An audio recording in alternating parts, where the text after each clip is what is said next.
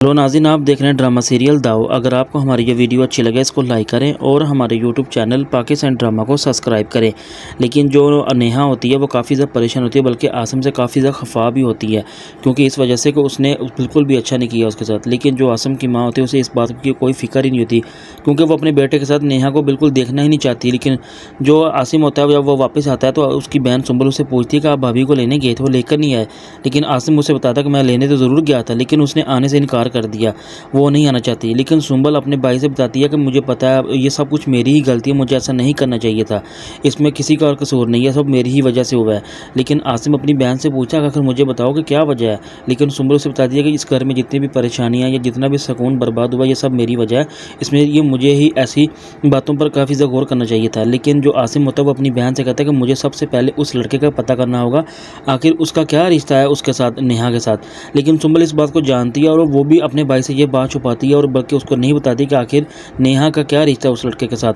लेकिन जो नेहा होती है वो इसी बात को लेकर परेशान होती है कि आखिर आसिम ने मेरी किसी बात पर भी यकीन नहीं किया, सभी अपनी घर वालों की मानकर मुझे इस घर से बेदखल कर दिया। लेकिन जो अंबर होती है वो अपने भाई आसिम को बताती है कि मुझे पता है कि सुंबल जो भी बात कर रही है भाभी के बारे में वो सिर्फ एक प्यार और मोहब्बत के बारे में कर रही है, इसके अलावा उसके दिल में कोई बात नहीं है।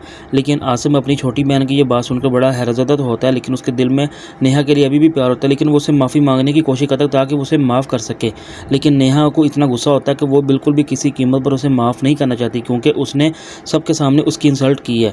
लेकिन जो निशा का भाई होता है वो यही सोचता है कि मुझे आखिरी वक्त में भी अपनी बहन को अलविदा कहने पर मौका ही नहीं मिला, लेकिन मुझे पता नहीं था कि मेरी बहन के साथ ऐसा होगा।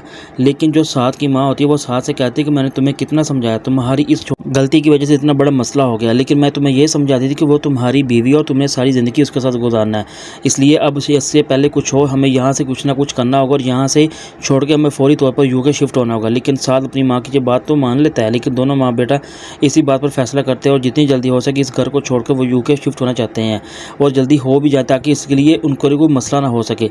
लेकिन जो निशा का भाई होता है वो इस बात पर फैसला कर लेता है कि मैं तब तक चैन से नहीं बैठूंगा जब तक मैं अपनी बहन के कातलों से बदला ना ले चुकूँ।